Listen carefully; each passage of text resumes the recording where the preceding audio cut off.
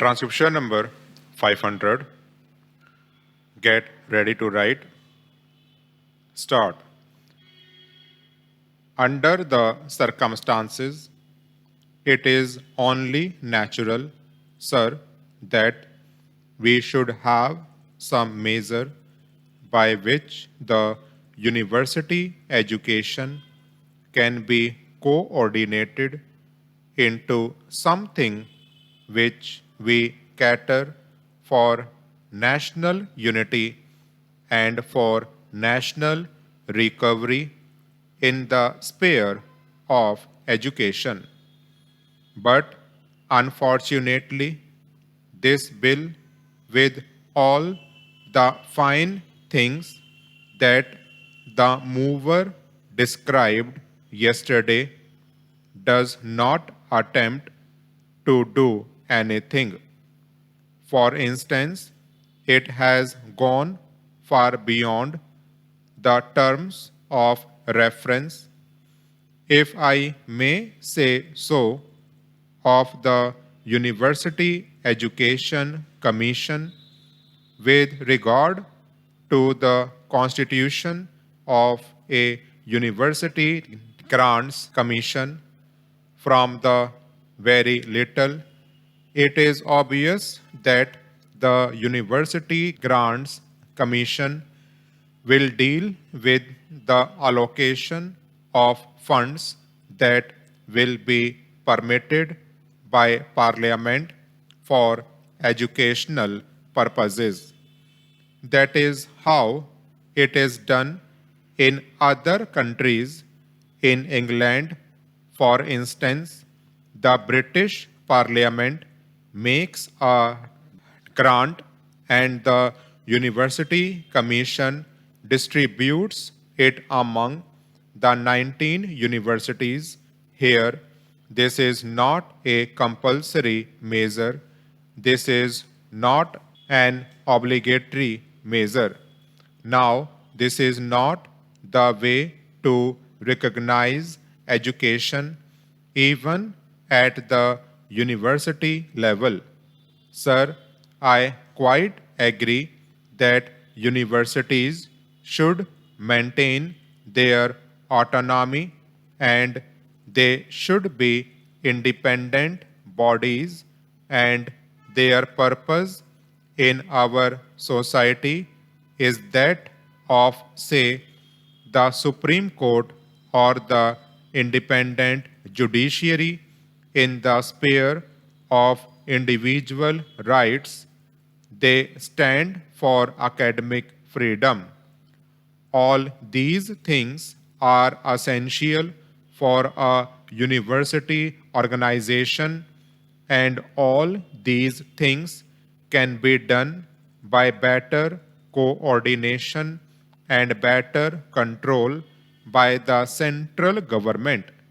But the question is, does this bill, as it has been presented to us now, make any attempt for, or does it even make provision for attempting these things?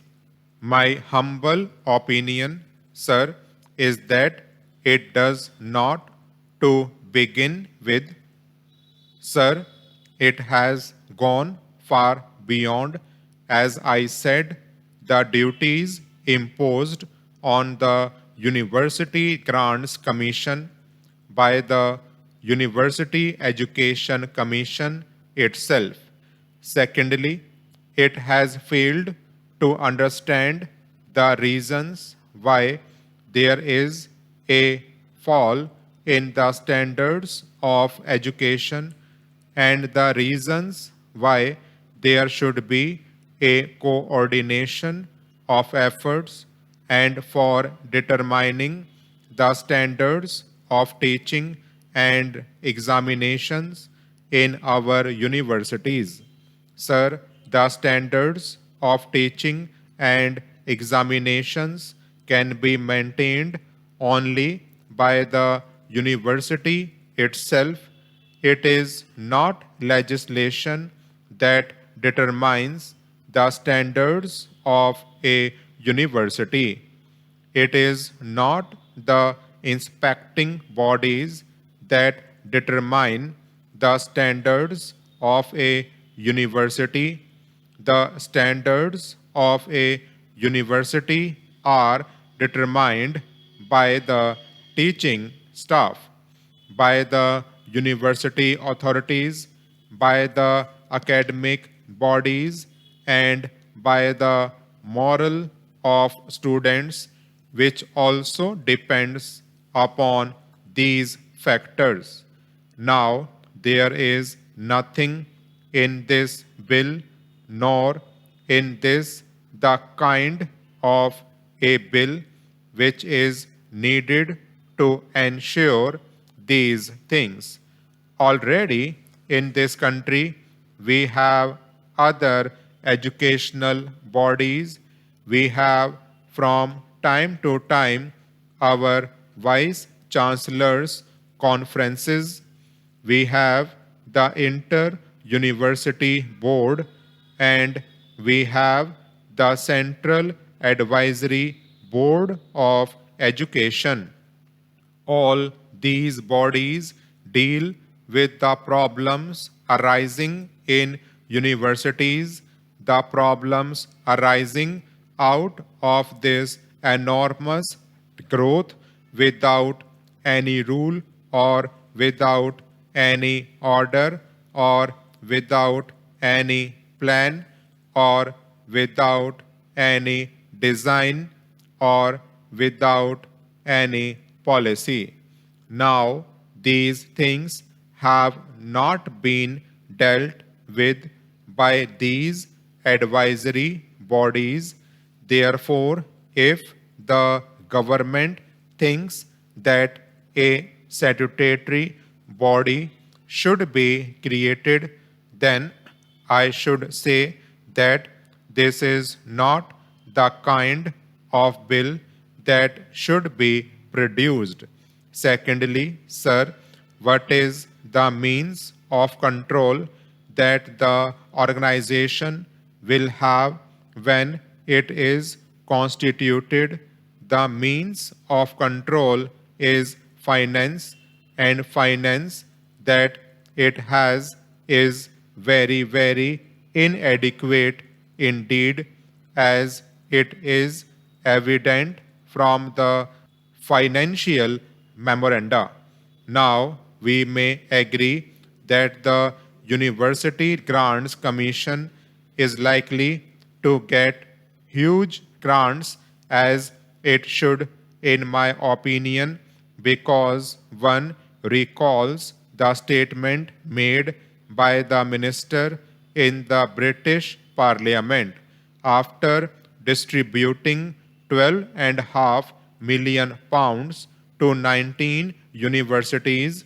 He said, if there is a demand for university education, I will not hesitate to grant more funds.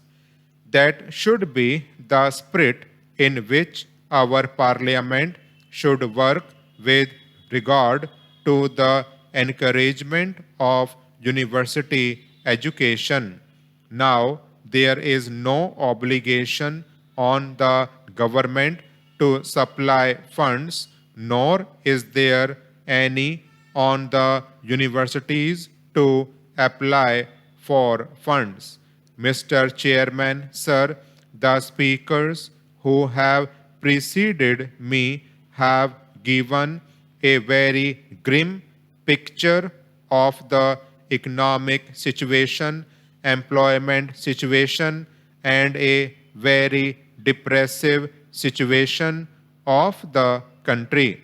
I am glad to know that Shri Vasant Seth was speaking in 1979 in favor of this sort of a bill, and I am very glad that he has again contributed to the debate in a very constructive manner. Well, we have figures galore, statistics galore, but figures and statistics would not solve our own problem. Every year, the figure of 8 million unemployed is added. We are sending rockets into the sky, but we are not spending enough money for the poor and the needy people of this country. We have made serious mistakes in various fields, as has been pointed out by Shri Vasant Seth. Stop.